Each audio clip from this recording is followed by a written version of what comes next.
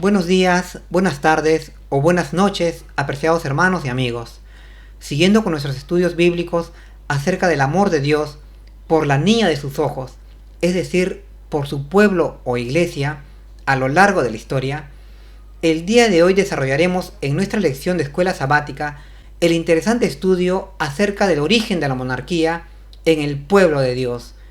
Esto a la luz de la experiencia de la antigua nación de Israel, incidiendo en este estudio en la tesis de que nunca fue el propósito de Dios que su pueblo en la antigüedad, es decir, la nación de Israel, se convirtiera en una monarquía al estilo de las demás naciones vecinas, pues este sistema, en vez de llevarlos al buen redil de Dios para estar allí resguardados y cuidados como la niña de los ojos de Dios, los terminaría alejándolos de la bondadosa y fiel protección del Señor. Sin embargo, antes de continuar, queremos tener unas breves palabras de oración. Oremos, apreciados hermanos y amigos.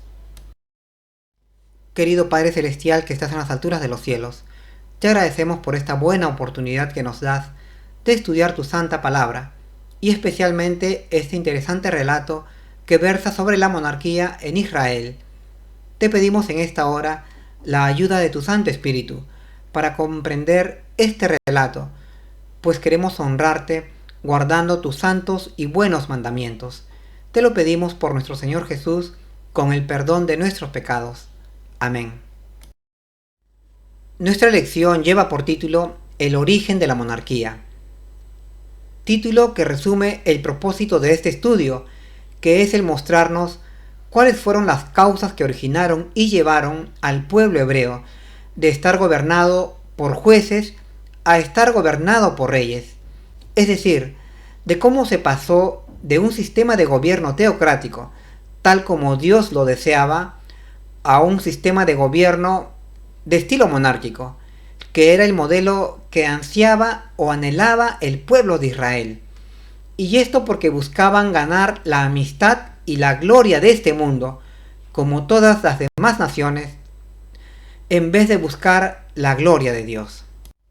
Como párrafo de introducción, tenemos un interesante fragmento de la página 656 del libro Patriarcas y Profetas, en donde Ellen White nos reafirma la idea de que no era el propósito de Dios que su pueblo Israel fuese gobernado por reyes, al estilo de las demás naciones de la tierra, pues Dios mismo era ya su rey. Sin embargo, Dios permitió que la nación hebrea fuese gobernada o administrada por monarcas, pues este era su deseo que luego ellos entenderían, a través de las injusticias que sufrirían, que su elección fue un error. Pregunta número 1. ¿Qué le propusieron los israelitas a Gedeón? ¿Consintió Gedeón a su propuesta? ¿Y qué revela su solicitud y la respuesta de Gedeón? Los israelitas propusieron a Gedeón que él se convirtiera en su señor o en su rey. Así es escrito en el libro de Jueces, capítulo 8 y verso 22, asegurándole además que el trono permanecería seguro en su familia hasta la tercera generación, es decir, hasta sus nietos. Y le hicieron esta petición en agradecimiento por haberlos librado de sus enemigos, los madianitas. Sin embargo, Gedeón no aceptó la propuesta de los hebreos de convertirse en el señor de Israel, pues la nación de Israel ya tenía un señor o rey, el cual era el Dios Altísimo, el Dios de Israel. Por eso Gedeón respondió tajantemente que ni él, ni sus hijos, ni sus nietos serían señores en Israel, valga la redundancia.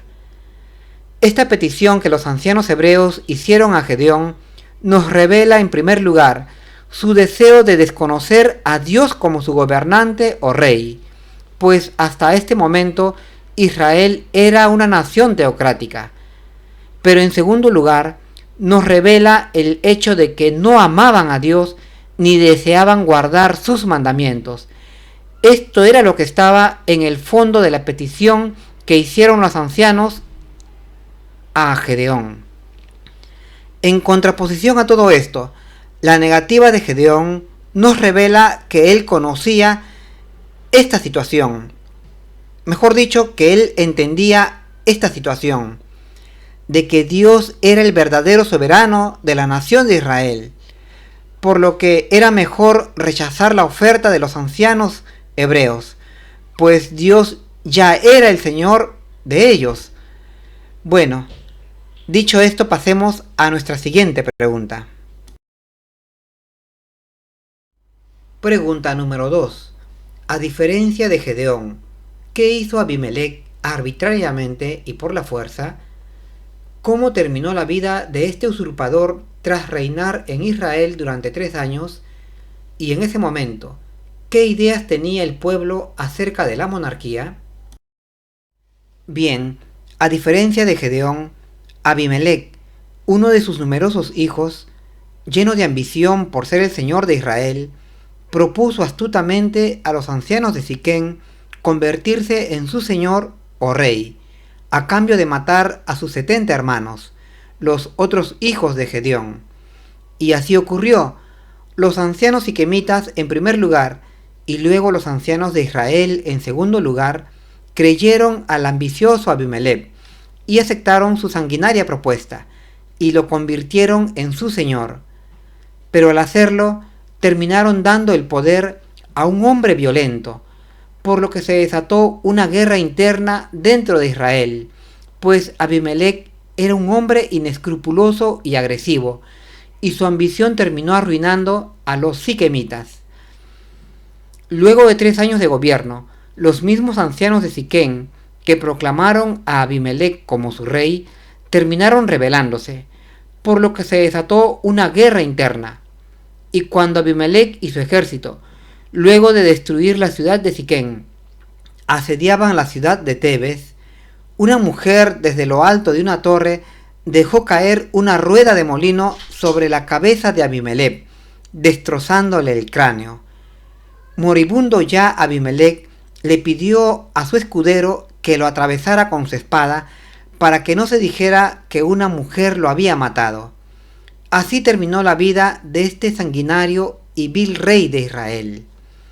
En realidad, el pueblo hebreo puso al hijo de Gedeón como su rey porque creían que la monarquía era el sistema de gobierno que les convenía, en contraposición a la teocracia que vivían desde la época de Moisés y de Josué. Ellos querían parecerse a las naciones vecinas y es por eso que deseaban ser una monarquía. Bien, pasemos ahora a nuestra siguiente pregunta. Pregunta número 3. ¿Qué pedido le presentaron los ancianos de Israel un día a Samuel? ¿Y qué demostraron acerca de su comprensión y aprecio del gobierno deseado por Dios para su pueblo? Los ancianos de Israel propusieron un día a su anciano juez, el profeta Samuel, que les buscara un rey para que los gobernase, pues como sus hijos no hacían las cosas rectamente, era mejor poner fin al sistema de gobierno de los jueces y pasar a un nuevo sistema de gobierno, es decir, al sistema monárquico, así como todas las naciones vecinas que tenían reyes como gobierno, pues ellos querían parecerse a las demás naciones y ser gobernadas y juzgadas por un rey. Propusieron entonces la monarquía como forma de gobierno para la nación de Israel, en sustitución a la teocracia que hasta ese momento los administraba o gobernaba a través de los jueces. Con esta petición que los ancianos de Israel proponían a Samuel, ellos estaban demostrando en primer lugar que no querían a Samuel como su gobernante o juez en representación de Dios, pero en segundo lugar demostraban que no querían a Dios como su rey, pues no querían seguir guardando sus mandamientos. Ellos querían ir por sus propios caminos o derroteros y alejarse así de Dios. En otras palabras, el pueblo hebreo, al declarar que no les gustaba el modelo de gobierno teocrático que Dios había establecido con ellos desde la época de Moisés, estaban rechazando a Dios como su rey, y por ende el liberarse de la observancia de sus santos mandamientos. Esto era lo que estaba en el fondo de la petición de los ancianos de Israel, y era esto lo que implicaba su declaración. Era pues sencillamente un plan netamente satánico, pues es Satanás quien está en lucha contra Dios y contra sus santos mandamientos. Bien, pasemos ahora a nuestra siguiente pregunta para desarrollar esta idea que hemos presentado. Pregunta número 4. ¿Cómo se sintió Samuel al escuchar esta petición? ¿Qué le comunicó el Señor? ¿Y a quién estaban rechazando realmente al presentar tal petición? Las Sagradas Escrituras nos dicen que el anciano profeta Samuel sintió desagrado al escuchar la petición de los ancianos de Israel de constituirles un rey para que los gobernase, pues él sentía que le estaban rechazando como juez. Y aunque Samuel no era culpable de los errores de gestión de sus hijos, sin embargo a él le adjudicaban estos errores, y ahora los líderes hebreos le pedían que les buscara un rey. En realidad, Samuel era uno de los jueces más destacados de Israel. Los había gobernado con justicia, les había servido con la mejor disposición y siempre les había protegido de sus enemigos.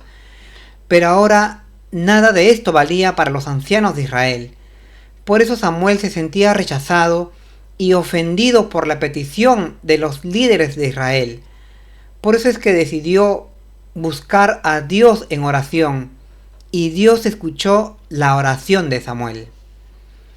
En 1 Samuel 8:7 se nos dice que Dios respondió a la suplicante oración de Samuel, diciéndole que escuchara en todo al pueblo de Israel, pues ellos no le estaban rechazando a él como juez, sino a Dios mismo como su legítimo rey, al pedir un rey para ser como las demás naciones que los gobernaban. En realidad, apreciados hermanos, Samuel era solo un mensajero de Dios, y el pueblo, al rechazar al mensajero, estaba también rechazando al dador del mensaje, es decir, a Dios. Y este rechazo a Dios significaba que el pueblo se estaba apartando de su creador y rey, pues ellos estaban amando o amaban más al mundo y sus atractivos que a Dios. Y en esta ocasión, dado los errores de los hijos de Samuel, los príncipes de Israel vieron la oportunidad para alejarse de Dios pidiendo un rey que los gobernase. Pregunta número 5. ¿Qué les explicó claramente Samuel para hacerles entender a qué conduciría tal cambio de gobierno, incluidas muchas desventajas que experimentarían al rechazar el gobierno de Dios en favor de una monarquía terrenal? La Escritura nos dice que el anciano juez, Samuel, explicó con claridad y lujo de detalles a los principales ancianos y líderes de la nación de Israel cuáles serían los inconvenientes que les sobrevendrían al asumir ellos la monarquía como forma de gobierno, a la cual en última instancia ellos terminarían sirviendo, ya sea con sus bienes, tales como sus cosechas, sus animales y su dinero, como con su trabajo y con sus hijos e hijas, quienes terminarían sirviendo en el palacio del rey. Y todas las ventajas y beneficios que ellos esperaban conseguir con este sistema de gobierno monárquico mundanal terminarían para ellos convirtiéndose en pérdida. Esto en contraposición con las ventajas que hasta ahora contaban bajo la actual teocracia, de la que gozaban hasta este momento y que ellos no habían sabido apreciar o valorar. En resumen, la nación de Israel terminaría convirtiéndose en servidora de su rey, y aunque ellos clamaran a Dios para que les cambiase esta situación, Dios nada podría hacer por ellos, pues ellos habrían elegido la monarquía y tendrían que asumir las consecuencias de su decisión. Dios en su amor les había provisto de una forma de gobierno, el sistema teocrático, para su bienestar, pero ellos, por su amor al mundo y a sus encantos, terminarían entrampados en la monarquía, alejándose de esta manera definitivamente de Dios. Y así también puede ocurrir con nosotros, apreciados hermanos. El amor y la amistad por el mundo y sus encantos nos pueden también terminar llevándonos a separarnos de Dios. Bueno, dicho esto, pasemos a desarrollar nuestra siguiente pregunta. Pregunta número 6. ¿Tomaron los ancianos en serio los peligros y desventajas de una monarquía y reconsideraron su solicitud? ¿Y por qué no estaban interesados en escuchar la voz del Señor y aceptar su administración? Bien, a pesar de las advertencias que el profeta Samuel declaró a los principales líderes de la nación hebrea acerca de los inconvenientes que traería la monarquía a la nación, y sobre todo que aquel sistema los convertiría en sirvientes o siervos del rey, aún así los ancianos de Israel no tomaron en serio estas advertencias e insistieron en pedir un rey que los gobernase. No creían en las palabras del anciano profeta Samuel y al contrario pensaban que la monarquía los beneficiaría. Para los ancianos de Israel, la monarquía era la solución a sus problemas. Creían que su rey los protegería de sus numerosos enemigos, que los llevaría a la victoria en las batallas, y en fin, que obtendrían muchas ventajas y beneficios terrenales. En realidad, amaban mucho al mundo y no les interesaba el reino de Dios. Pensaban que imitando al mundo serían felices, por eso no creyeron a las advertencias que Samuel les manifestó. Declararon enfáticamente que querían tener un rey, y al mantenerse en su postura demostraban no solamente rechazar al profeta de Dios, sino a Dios mismo, quien había investido de autoridad a Samuel.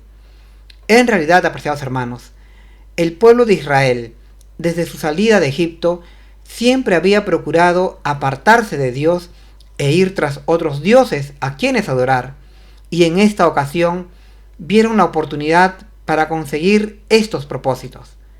Bueno, pasemos ahora a nuestra última pregunta. Pregunta número 7. ¿Qué mandamiento del Señor obedeció Samuel y a quién ungió como primer rey? Bien, nosotros entendemos que Samuel, como buen siervo de Dios, guardaba todos los mandamientos del Señor. Sin embargo, en el contexto de esta situación tan tirante, con el pueblo insistiendo en tener un rey y el profeta Samuel advirtiéndoles de los inconvenientes de esta opción, podemos ver que el deseo de este gran profeta era en todo momento honrar a Dios guardando sus preceptos y santos mandamientos. Y especialmente podemos notar que Samuel se aferraba a guardar el segundo mandamiento de la santa ley de Dios, que nos dice: no te harás ninguna imagen, ni te inclinarás, ni la honrarás, porque yo soy un Dios fuerte y celoso, que hago misericordia a los que guardan mis mandamientos. En este segundo mandamiento se nos habla tanto de Dios como de alguien que es único y que así desea que lo consideremos, porque Él es misericordioso y fuerte. Así como también se nos habla de su ley o de sus mandamientos. Y como sabemos, toda ley está asociada a una autoridad o soberano, como en este caso es Dios, un rey de reyes. Y es por eso que vemos que en todo momento Samuel no quería transgredir la santa ley de Dios, pues entendía que él estaba sujeto, como siervo del reino de Dios, a guardar esta ley. Ley que San Pablo la resume como santa, justa y buena, en Romanos 7:12. También podríamos decir que Samuel tenía presente el primer mandamiento, que nos dice: no tendrás dioses ajenos. Pero el primer mandamiento no nos habla explícitamente de la ley o de los mandamientos, como sí se menciona en el segundo mandamiento. Tenemos también una subpregunta que nos dice, finalmente, ¿quién fue elegido como rey? Bueno, finalmente se concedió al pueblo hebreo su petición, y Dios escogió a Saúl, hijo de Cis, de la tribu de Benjamín, como rey de Israel. Y el anciano profeta Samuel ungió a Saúl como rey de las 12 tribus de Israel, convirtiéndose así Saúl en el primer rey de Israel. Sin embargo, a pesar de estas circunstancias, de Dios haber accedido a los deseos de su pueblo, no dejó a los hebreos a su suerte con su nuevo rey, pues para Dios Israel seguía siendo la niña de sus ojos. Y es justamente por esto que Dios proveyó de su Santo Espíritu a Saúl, y además, a través del profeta Samuel, se encargó de instruir previamente a Saúl y capacitarlo para que pudiese realizar una buena labor como rey de su pueblo o de la nación de Israel. Así es, hermanos, Dios nunca abandona a sus hijos a pesar de nuestras ingratitudes hacia Él. Y esta historia nos demuestra cuánto Dios ama a su pueblo, como a la niña de sus ojos. Consideremos esto entonces, hermanos. Este es mi cordial deseo para todos ustedes. Amén.